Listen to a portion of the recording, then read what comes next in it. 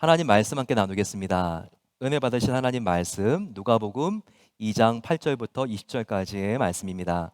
누가복음 2장 8절부터 20절까지의 말씀을 한 절씩 교독하겠습니다. 신약 성경 89면에 있는 말씀입니다. 그 지역에 목자들이 밤에 밖에서 자기 양떼를 지키더니 주의 사자가 곁에 서고 주의 영광이 그들을 두루 비추매 크게 무서워하는지라.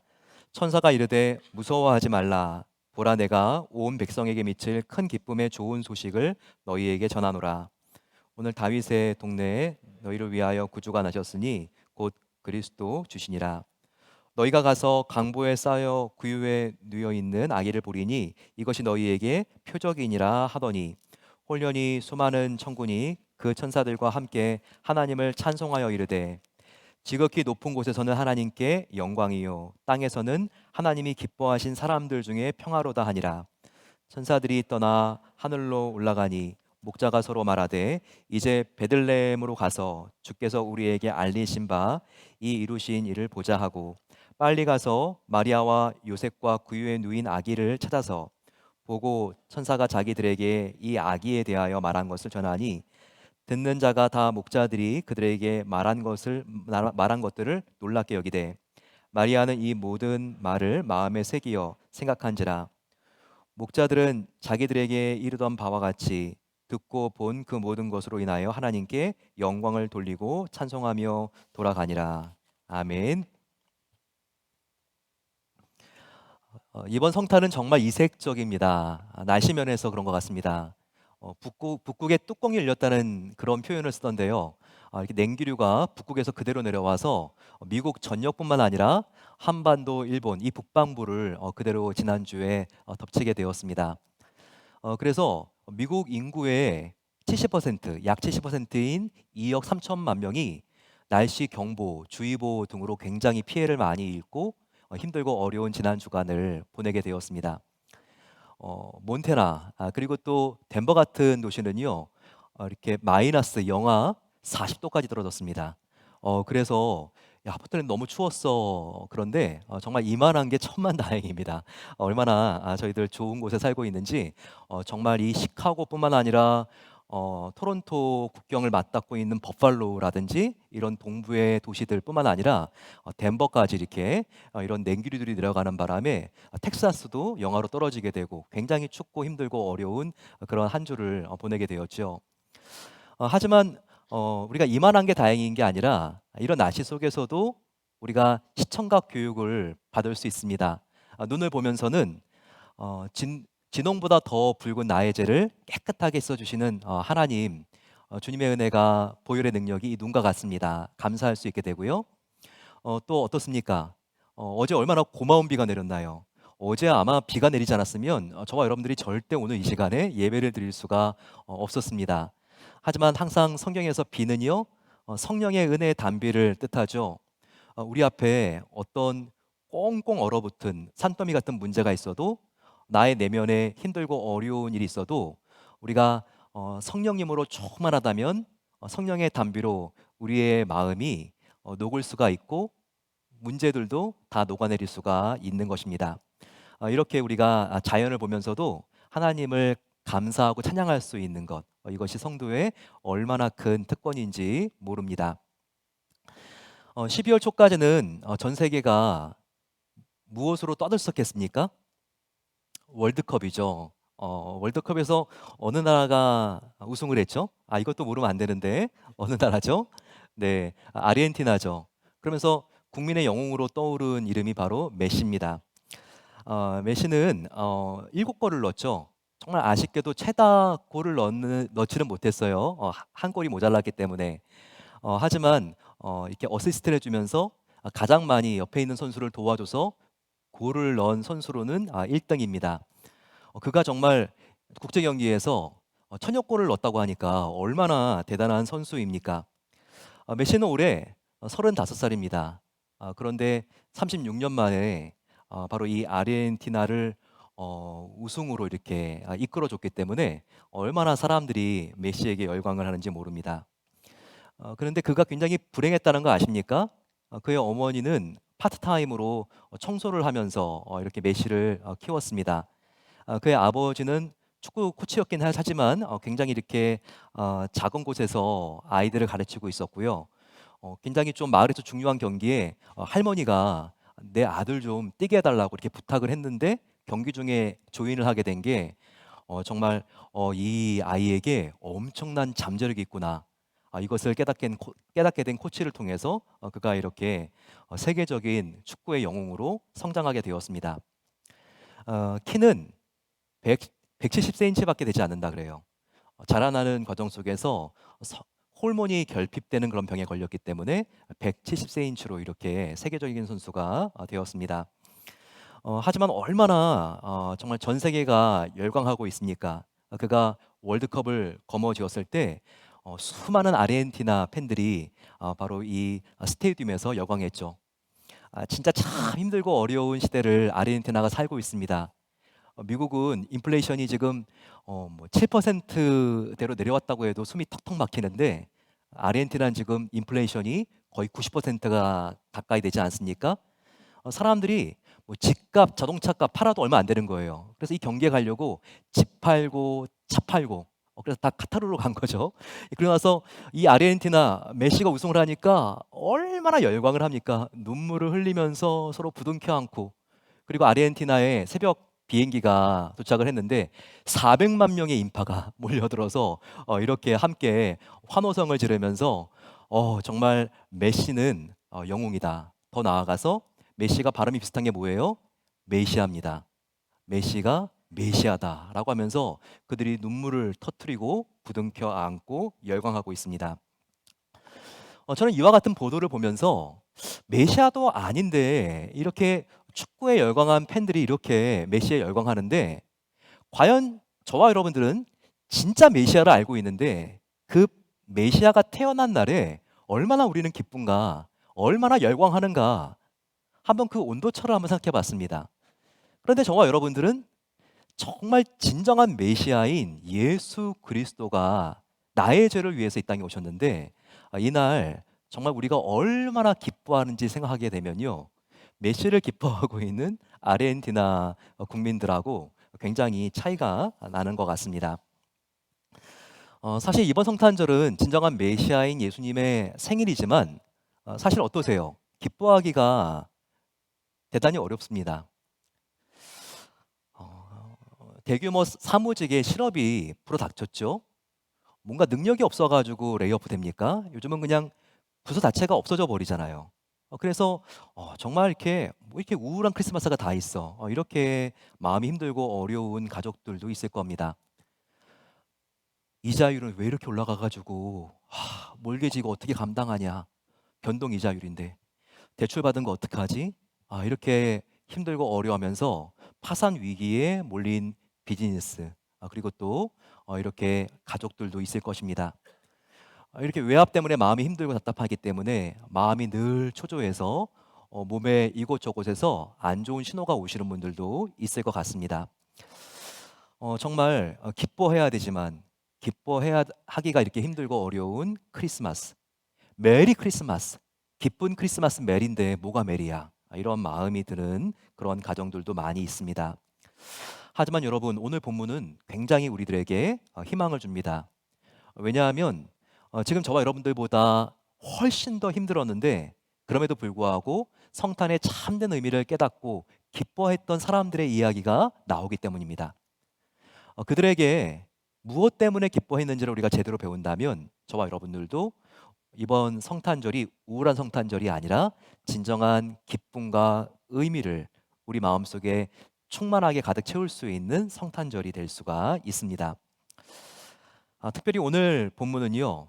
들의 양을 치던 목자들이 성탄의 소식을 듣고 그들이 성탄을 전하는 그런 메신저들이 된 이야기가 여기에 나와 있습니다. 당시에 지금 이 목자들이 어디에서 무엇을 하고 있었는지 우리는 그것을 봐야 되는데요. 8절입니다. 보시면 그 지역에 목자들이 밤에 밖에서 자기 양떼를 지키더니라고 나와 있습니다. 그 지역은 여기서 뭐죠? 베들레헴입니다. 베들레헴 근처 지역에서 무엇을 하던 자기들의 양을 지키던 목자들이 여기에 소개되어 있습니다. 베들레헴은요, 예루살렘에서 아주 가깝습니다. 어느 정도 가깝냐면 그 거리가 4마일밖에 되지 않습니다. 예루살렘에서 운전을 하게 되면 10분 안에 도착하는 곳이 예수님이 태어난 베들레헴입니다. 예루살렘도 높은 도시거든요. 해발이 얼마나 되냐면 약 700m. 베들레헴은 얼마나 높을까요? 예루살렘에서 운전거리로 10분 거리인데 777m입니다. 둘 다 하나의 봉우리예요. 거기에 도시가 있는 겁니다. 그 사이에 이렇게 조금 낮은 곳을 지나야 되고 이러다 보니까 협곡을 통해서 바람이 굉장히 세게 붑니다. 베들레헴에는요. 날씨는 어떤가요? 거의 포틀랜드와 시애틀하고 비슷합니다. 서북미 지역하고 같아서 겨울에는 비가 엄청나게 많이 내리고요. 그리고 굉장히 춥고 으시시합니다. 이런 안 좋은 날씨에서 바깥에 나가서 양을 치던 목자들이 있었다는 거예요. 그들은 지금 목자일 뿐만 아니라 그들의 조상들도 목자였습니다. 왜냐하면 베들레헴이 예수님의 고향뿐만 아니라 또 누구의 고향이죠? 굉장히 유명한 사람인데 다윗 왕의 고향입니다. 다윗 왕은 어렸을 때 뭐 했죠? 역시 양을 치고 있었습니다. 굉장히 시대 차이가 거의 뭐 예수님이 태어났을 때와 다윗 왕과는 이 시간 차이도 한 1000년이 나는데 1000년이 흘러도 역시 양 치는 사람은 양을 치고 있었다는 거예요. 특별히 특별한 목적의 양을 치고 있었는데요. 가까운 예루살렘에는 성전이 있었죠. 성전은 수많은 제사로 쓰이는 양을 필요로 했습니다. 따라서 여기에 양을 조달하고 있는 그런 작은 도시가 바로 베들레헴이었다는 것을 우리는 알 수 있습니다. 이렇게 희망이 없고 춥고 힘들고 어려운 데에도 바람을 맞으면서 양을 지키고 있었던 바로 그 목자들, 그들에게 엄청난 일이 일어납니다. 정말 눈을 뜰 수 없는 갑작스러운 광채가 그들에게 비치더니 한 천사가 그들에게 이렇게 말을 합니다. 무서워하지 말라. 그들이 이런 광채를 처음 봤겠죠? 그래서 그들이 다 엎드러져서 벌벌 떨었습니다. 그랬더니 먼저 천사가 그들을 안심시켜 줍니다. 그러면서 이렇게 말하죠. 태어날 아기가 누구인지 정체를 이 목동들에게 천사가 알려줍니다. 바로 그것이 누가복음 2장 11절이죠. 우리 어린이들이 정말 많이 암송하는 성탄절의 필수 구절이죠. 같이 한번 읽어볼까요? 시작. 오늘 다윗의 동네에 너희를 위하여 구주가 나셨으니 곧 그리스도 주시니라. 바로 예수님이 누구인가에 대하여 천사가 목자에게 알려준 것입니다. 바로 태어날 그 아기는 누구다? 구주다. 구원자라는 겁니다. 우리를 죄에서 구원하실 분. 또 그는 누구인가? 그리스도다. 그리스도라는 거는 헬라어지만 히브리어로 옮기면 다른 말로 메시아라고 하는 뜻이거든요. 너희들이 그렇게 기다려온 하나님의 아들 메시아가 바로 이 아기다. 그 다음에는요, 주시니라. 이분은 만왕의 왕, 우리 모두가 경배해야 될 바로 그분은 롤드, 바로 주님이다. 이것을 우리에게 알려주고 있습니다. 예수님의 신상 정보가 다 여기에 목자들에게 천사가 알려준 바로 그 말 속에 들어가 있죠. 그런데 이 말을 듣자마자 그것으로 끝난 게 아니에요.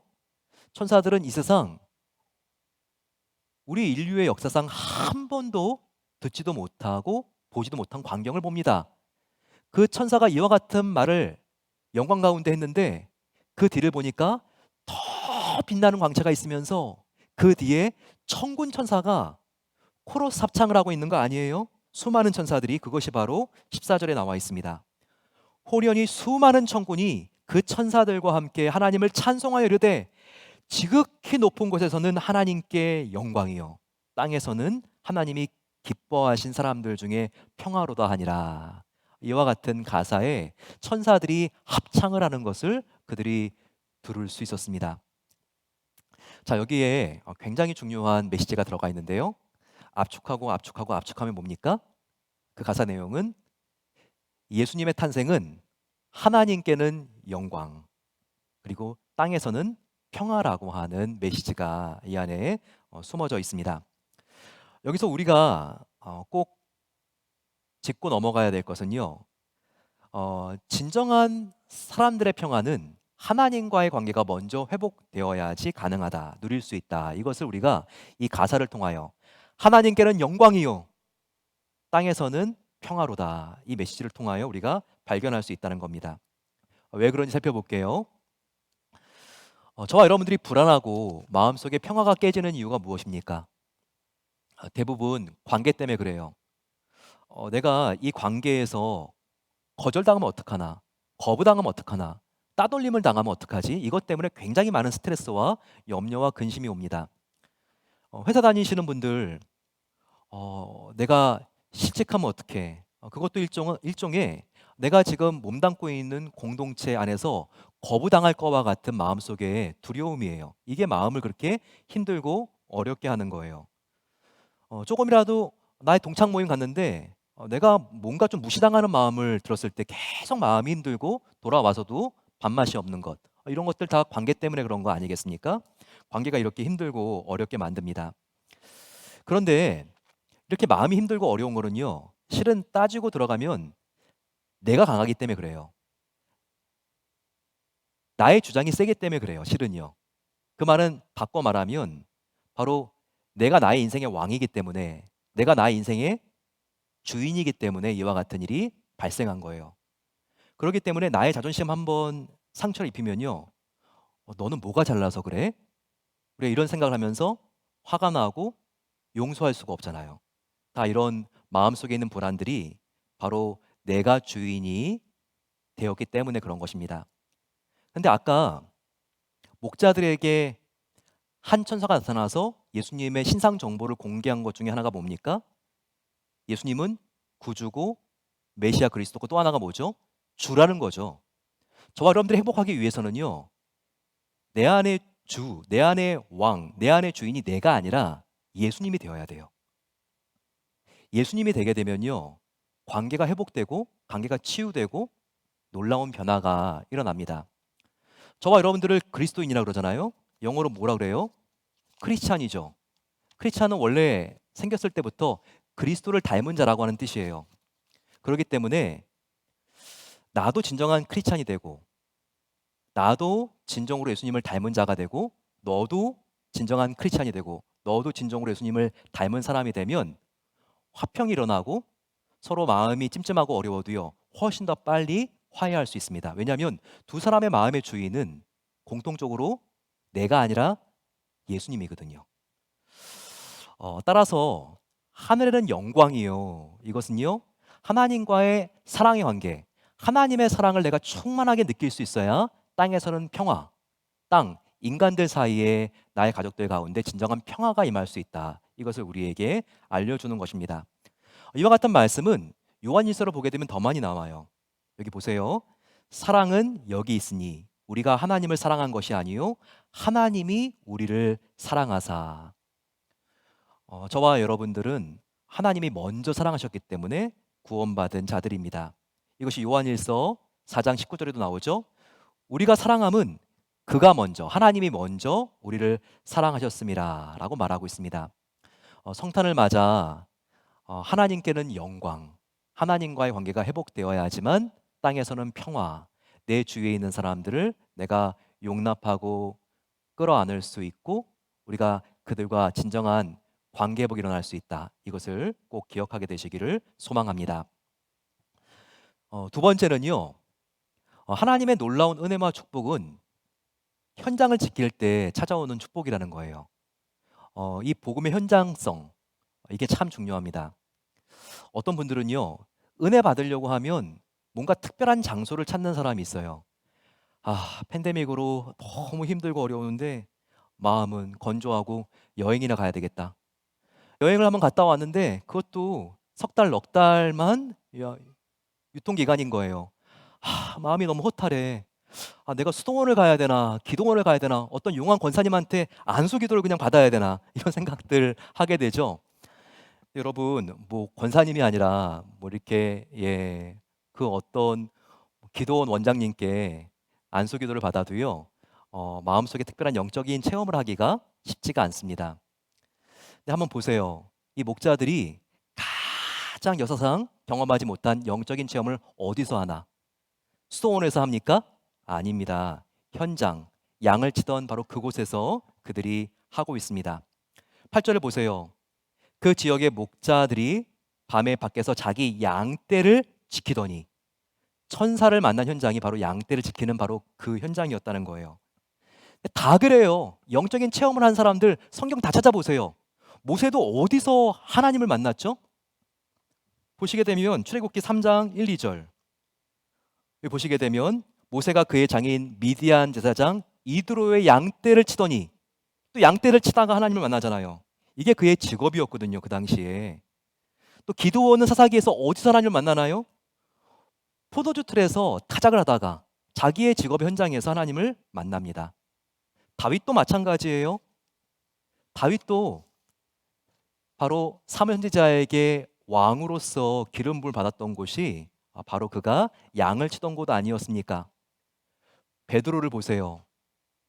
예수님께 발탁되어서 너는 이제 물고기나 잡는 게 아니라 사람을 낚는 어부가 될 거야. 그날 밤 정말 고기가 안 잡히는데도 끝까지 안 잡히는데도 그가 잡으려고 노력하고 그리고 그물까지 새벽에 피곤한데도 깨끗하게 씻고 있는 바로 그 도중에 예수님을 만나고 예수님의 컬링이 그에게 있었던 것입니다. 여러분 우리가 이것을 알아야 돼요. 영성학자 리차드 포스턴이 이렇게 말하고 있습니다. 영적인 성장에서 정말 중요한 것은 지속성이다 라고 말하면서 영성은 새로운 것을 계속 시도했을 때 자라는 것이 아니라 오히려 지루한 것을 견디면서 자라나는 측면이 있다라고 말하고 있습니다. 여러분 하나님을 만날 수 있는 곳이 어디예요? 어떤 비범한 곳이 아닙니다. 하나님을 간절히 사모하는 바로 그곳은 어디든지 될 수 있어요. 출근하고 퇴근하면서 내가 차 속에서 하나님께 드리는 간절한 속삭임, 기도도 하나님을 만나는 결정적인 현장이 될 수 있습니다. 정말 오늘 피곤하고 바쁘지만 점심시간에 잠시 나의 세탁소 골방에 들어가서 말씀을 읽고 찬양하는 중에 하나님의 음성을 들을 수 있습니다. 이와 같은 하나님을 나의 평범한 삶의 현장 속에서 찾는 바로 그와 같은 삶, 바로 이것이 하나님께서 여러분들을 향한 놀라운 소명으로 연결시켜 줄 수가 있다는 것입니다.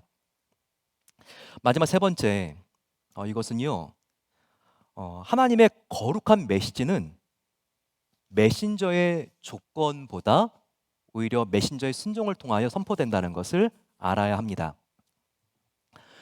지금 이 목자들은 얼마나 위대하고 굉장한 메시지를 받았습니까? 역사상 한 번도 들어보지 못한 메시지를 들었죠. 이 메시지는 이렇게 대단합니다. 하늘에는 영광이요, 땅에서는 평화로다. 하지만 이것을 듣고 전해야 되는 메신저들인 바로 이 목자들은 얼마나 그들이 받은 이 메시지의 위대함에 비하여 초라합니까? 그들은요, 지금 이 그들이 받은 메시지는 왕의 탄생을 담고 있지만 그들은요, 이 목자들은요, 동방 박사들처럼 멋지지 않습니다. 폼이 안 나요. 그들은 일국의 목자들은 사절단도 아닙니다. 이 목자들은 누더기 옷을 입고 냄새나는 목자들에 불과한 거예요. 하지만 그들은요, 이와 같은 메시지를 받았지만 이 초라한 메신저들은요, 뭐 했죠? 순종했습니다. 순종하고 그 천사가 명령한 대로 이 메시지를 바로 예수님의 부모인 마리아와 요셉에게 전해준 것이죠. 그랬더니 이들이 놀라운 사명자로 쓰임받게 됩니다. 예수님의 부모에게 천사가 받은 내용 그대로 이 아이가 누구인지, 메시아인 것과 구주인 것과 주님인 것을 전달했을 때 예수님의 어머니인 마리아와 요셉이 이 아이가 누군지를 알았습니다. 그리고요, 2000년이 지난 지금까지도 수많은 사람들이 잊혀가는데 이 목자들은요, 성경에 지금 기록되어 있습니다. 얼마나 대단합니까? 하나님의 뜻, 하나님의 이 메시지에서 중요한 것은 메신저의 조건이 아니에요. 메신저의 조건, 그들이 얼마나 지위가 대단한가, 얼마나 능력이 있는가, 얼마나 공부를 많이 했고 오래 했는가, 얼마나 언면이 뛰어난가, 이와 같은 조건은 중요한 게 아니에요. 중요한 거는 그들의 자세, 그들이 순종하는 자냐라고 하는 바로 이 자세가 중요합니다. 그들은 어떻게 순종했죠? 이 메시지를 듣고 너무나 기쁜 나머지 천사가 고! 가라고 했는데 정말 갔어요. 고했어요. 순종했어요. 그러니 이렇게 초라한 조건을 가지고 있는 메신저들을 통해서도 하나님의 놀라운 능력이 나타난 것입니다. 이와 같은 때가 자주 있어요. 자매님들 아이들 키우는데 이렇게 아이들을 프리스쿨이나 킨더가든 이런 데서 라이드를 합니다.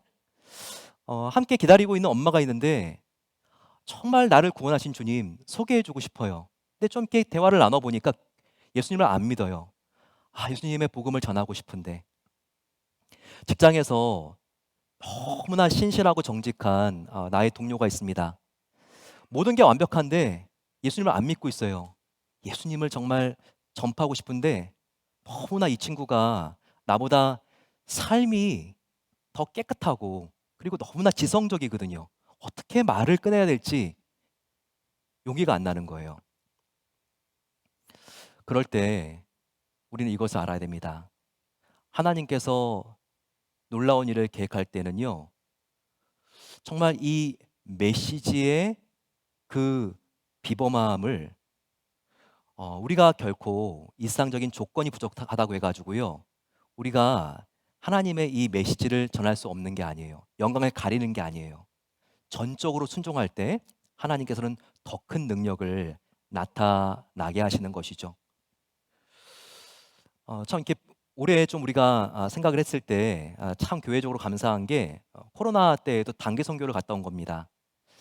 온드라스를 갔다 오고 또 네팔을 갔다 오고 네팔 선교를 저도 함께 갔다 와서 느끼는 게 야, 정말 여러 사람들에게 복음을 전했지만 하나님께서 이 번더나라고 하는 자매를 천하보다 더 사랑하셨기 때문에 우리 베델 교회를 부르신 것이구나. 이와 같은 생각을 하게 됐어요.